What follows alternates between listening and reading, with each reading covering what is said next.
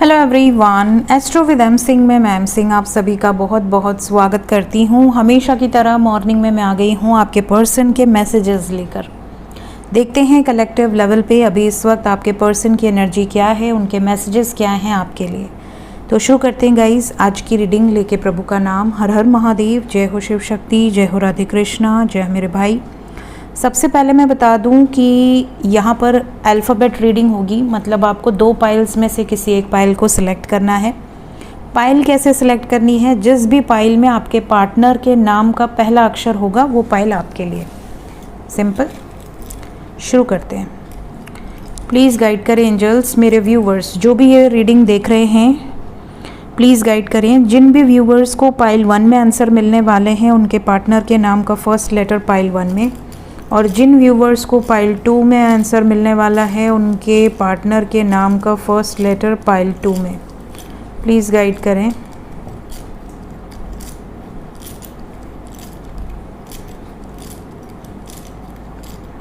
ठीक है, this is pile 2, this is pile 1।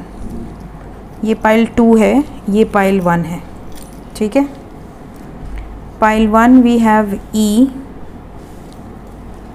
Z, T, O, U, A, C,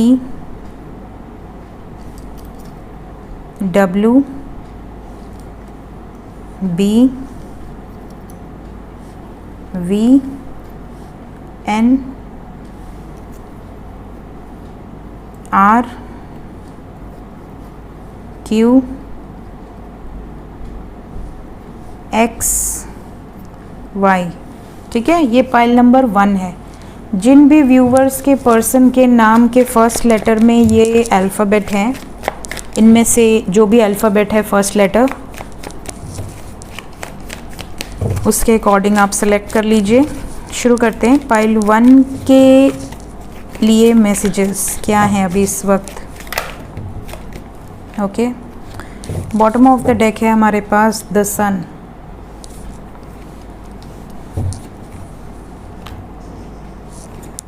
we have so many cards came together. ठीक है, तो आपके person का मैसेज क्या है? एनर्जी की बात करें तो ये लॉन्ग टर्म हारमोनियस यूनियन के बारे में सोच रहे हैं। लॉन्ग टर्म हारमोनियस यूनियन मतलब परमानेंट कमिटमेंट आपको मिल सकती है आपके पर्सन की तरफ से। ये वाइब्स है।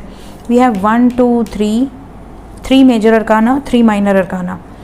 यहाँ पर जो एनर्जी है, मेजर एनर्जी में आप में से बहुत सारे लोग ऐसे हैं जिनके पर्सन इस वक्त किसी चैलेंजिंग कार्मिक सिचुएशन से गुजर रहे हैं और बहुत जल्दी ये कोई बड़ा निर्णायक फ़ैसला लेकर आपकी तरफ आने वाले हैं।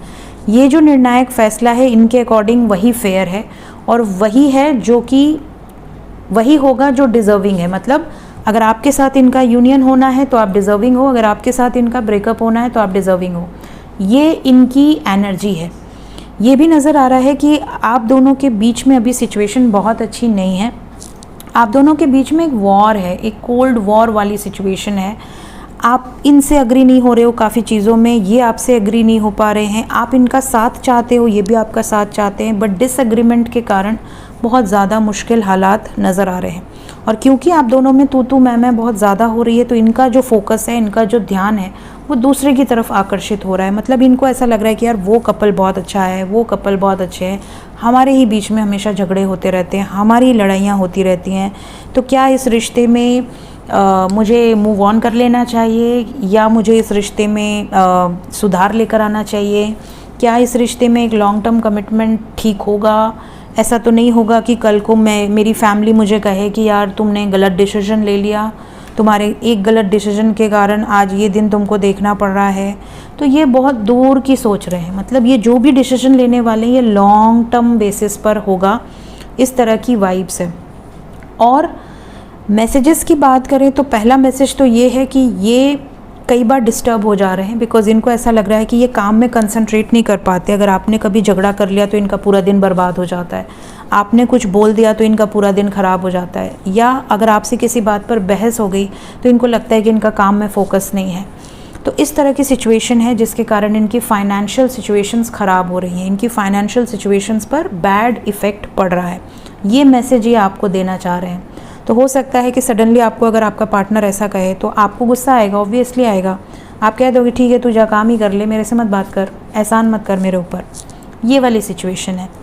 कुछ लोगों का इसी बात पर कॉन्फ्लिक्ट हो सकता है। कुछ लोगों के पर्सन का ये मैसेज है कि आप में ग्राउंडनेस नहीं है, आप स्थिर नहीं हो, आपका माइंड फ्लक्चुएट करता है और इस कारण से ये कंफ्यूज हो जाते हैं। ये भी इनका मैसेज है आपके लिए। मतलब इनको ऐसा लगता है कि ये आपसे प्यार तो करते हैं, बट कई बार इनको ऐसा लगता है कि आपके साथ एक लॉन्ग टर्म कमिटमेंट देनी चाहिए या नहीं देनी चाहिए। ही इज़ और शी इज़ स्टिल कन्फ्यूज्ड, या तो आपकी फैमिली के कारण या तो आपके किसी नेचर के कारण। ये आपको कुछ वार्निंग्स देना चाह रहे हैं कि अगर हम दोनों को एक साथ रहना है तो हमें इन इन चीज़ों पर वर्कआउट करना पड़ेगा, अदरवाइज़ ये आगे चल के बड़ा इशू क्रिएट करेगा। इसके अलावा कुछ लोगों के पर्सन का बहुत क्लियर मैसेज है कि मैं इस दुख से गुज़र रही हूँ या गुज़र रहा हूँ और मुझे इस दुख से उबरने में थोड़ा समय लगेगा। तो अगर आप वेट कर सकते हो देन मोस्ट वेलकम, हम आगे साथ में रहेंगे। बट अगर आपको लगता है कि अभी मैं प्रेशर में हूँ और आप मेरा वेट नहीं कर सकते तो फिर आपकी मर्ज़ी है। तो ये एक तरह से आपको फ्रीडम दे रहे हैं कि आप चूज़ करो, यू हैव टू वेट और you have to move on. Last message यहाँ पर आपके पार्टनर का ये है कि कुछ लोगों के पर्सन इसी टाइम पीरियड में कमिटमेंट आपसे मांग सकते हैं या आपको दे सकते हैं।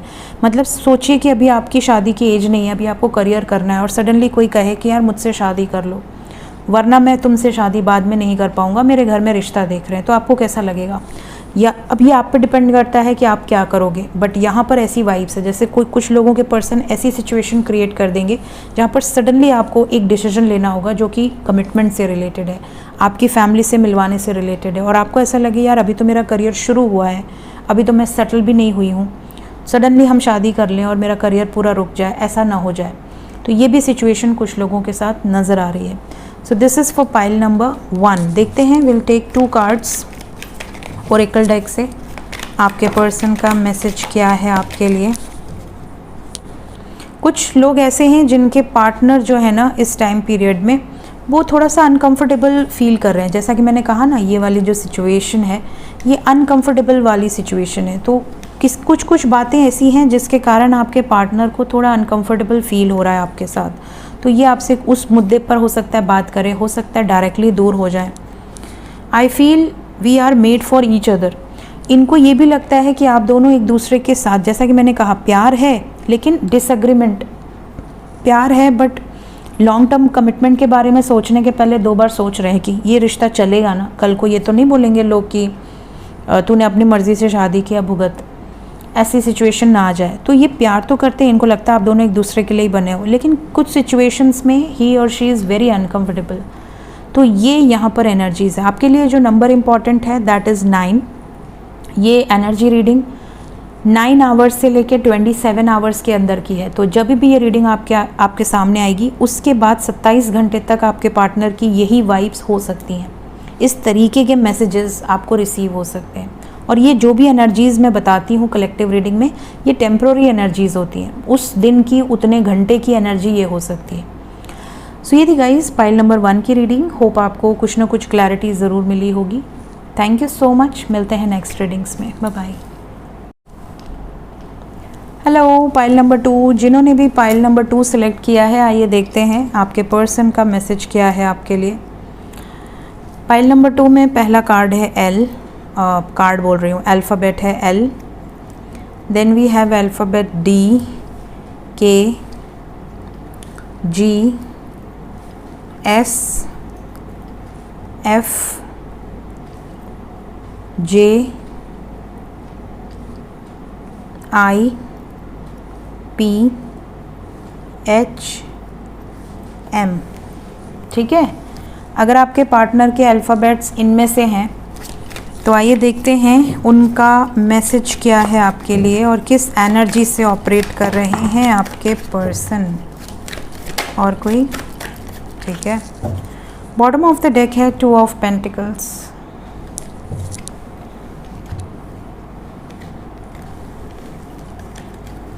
We have 6 of cups. Okay, ठीक है, देखिए, सबसे पहले मैं एनर्जी की बात करूं तो आप में से बहुत सारे लोग ऐसे हैं जिनके पर्सन की एनर्जी इस टाइम पे बैलेंस नहीं है। ये कोशिश कर रहे हैं बैलेंस क्रिएट करने की, किसी डिसीजन तक आने की, but decision making energy is not good. ये गलत डिसीजन भी ले सकते हैं क्योंकि इस टाइम पे ये ईगो से ऑपरेट कर रहे हैं, ईगो से ऑपरेट कर रहे हैं और थोड़ा प्रेशर भी है इनके ऊपर। तो प्रेशर और ईगो दोनों के कारण ये हो सकता है किसी गलत निर्णायक फैसले पर पहुंच जाएं। यहाँ पर इनकी एनर्जी में अभी कन्फ्यूजन है, इनकी एनर्जी में अभी जगलिंग है बिटवीन टू सिचुएशन। बात करें मैसेजेस की, तो मैसेज कुछ ऐसा है जैसे आप में से बहुत सारे लोग ऐसे हैं जिनके पार्टनर अगर नो कांटेक्ट में हैं तो इनको अंदर से ऐसी फीलिंग आ रही है कि मुझे बात करनी है, मुझे अपने पर्सन से कांटेक्ट करना है, मेरे पार्टनर जैसा तो कोई है ही नहीं। जैसा आप इन्हें प्यार करते हो, इनके लिए रिस्पेक्ट है आपके दिल में, वैसी रिस्पेक्ट इनको कहीं और रिसीव नहीं होती, चाहे किसी भी सिचुएशन में हो। तो ये आपको याद करते हैं, कंपेयर करते हैं। अगर ये किसी थर्ड पार्टी में भी हैं तो ये कंपेयर करते हैं आपको कि एक आप हो ऐसा सोचते हो, एक ये है ऐसा सोचते हैं, एक आप हो ऐसा इनके बारे में हमेशा अच्छा सोचते हो, इनका हमेशा ख्याल रखते हो, इनकी खुशी आपके लिए ज़्यादा प्रायोरिटी है। वहीं दूसरा है जो सेल्फिश है। कुछ इस तरह की सिचुएशंस यहाँ पर दिख रही हैं। इसके अलावा कुछ तो ऐसे हैं इस फाइल में जो दोस्त रहे हैं, बहुत टाइम तक दोस्ती रही है, देन प्यार हुआ है। कॉलेज फ्रेंड, स्कूल फ्रेंड या सेम कलीग, सेम ऑफिस में कलीग हो सकते हैं, ऐसी सिचुएशन। फैमिली फ्रेंड्स, ठीक है। और अब इनको ऐसा लगता है कि यार मुझे तो इससे बहुत ज़्यादा अटैचमेंट है, लेकिन मैं करूँ तो करूँ क्या, मेरे लाइफ में तो कोई अदर सिचुएशन भी है। दो सिचुएशन यहाँ पर नज़र आ रही है। नेक्स्ट यहाँ पर उनका मैसेज है कि ये आपको मिलना चाह रहे हैं, बातचीत करना चाह रहे हैं। कुछ पुरानी यादें इनको ताज़ा हुई हैं तो इनको लगता है कि आपसे मिलना चाहिए, बात करना चाहिए। कुछ लोगों के पर्सन इस वक्त किसी कोर्ट केसेस में हो सकते हैं और यहाँ पर जो वाइब्स है उसके अकॉर्डिंग इनको ऐसा लगता है कि आप ही वो राइट पर्सन हो जो डिज़र्विंग हो और आपको न्याय मिलना ही चाहिए। अगर आपको न्याय नहीं दिया तो इनको अंदर ही अंदर ये चीज़ें गिल्ट फील हो रहा है। कुछ लोगों के पर्सन का ये भी मैसेज है कि इनकी फैमिली मान गई है। आप दोनों के बीच में जो भी थर्ड पार्टी सिचुएशन है उसको मनाने के लिए बहुत प्रयास कर रहे हैं और ऑलमोस्ट चीज़ें इनके फेवर में हैं, आगे आने वाले समय में और ज़्यादा फेवर में आ सकती हैं। तो ये कुछ निर्णायक फैसले ले सकते हैं, बैलेंस क्रिएट कर सकते हैं। ये गुड न्यूज़ ये आपको शेयर कर सकते हैं। कुछ लोगों के पार्टनर इस फाइल में पब्लिक इमेज है, तो ये आपको कमिटमेंट या आप कह सकते हैं कि लॉन्ग टर्म परमानेंट यूनियन की तरफ आगे बढ़ते हुए नज़र आ रहे हैं। जो भी प्रॉब्लम थी आप दोनों के बीच में वो सॉर्ट आउट हो सकती है, कोई गुड न्यूज़ आपको रिसीव हो सकती है, because we have justice and sun together with 6 of cups. तो आपके पार्टनर याद भी कर रहे हैं, मिस भी कर रहे हैं, यूनियन के बारे में भी सोच रहे हैं। आप दोनों के बीच में जो कार्मिक सिचुएशंस हैं उसको रिलीज़ करने के बारे में भी सोच रहे हैं। नेगेटिव एनर्जी इस फाइल में एक है और वो ये है कि आप में से कुछ लोगों के पार्टनर ब्रेकअप कर लिए हैं सिर्फ और सिर्फ गुस्से और ईगो के कारण।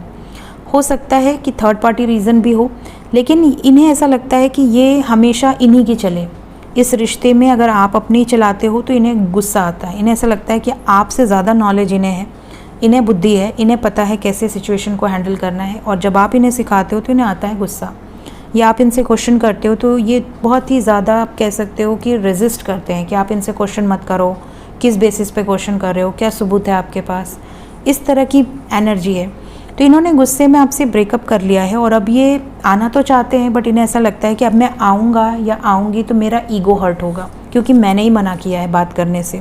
तो ये ईगो के कारण आपसे रीच आउट नहीं कर पा रहे, आप तक नहीं आ पा रहे हैं।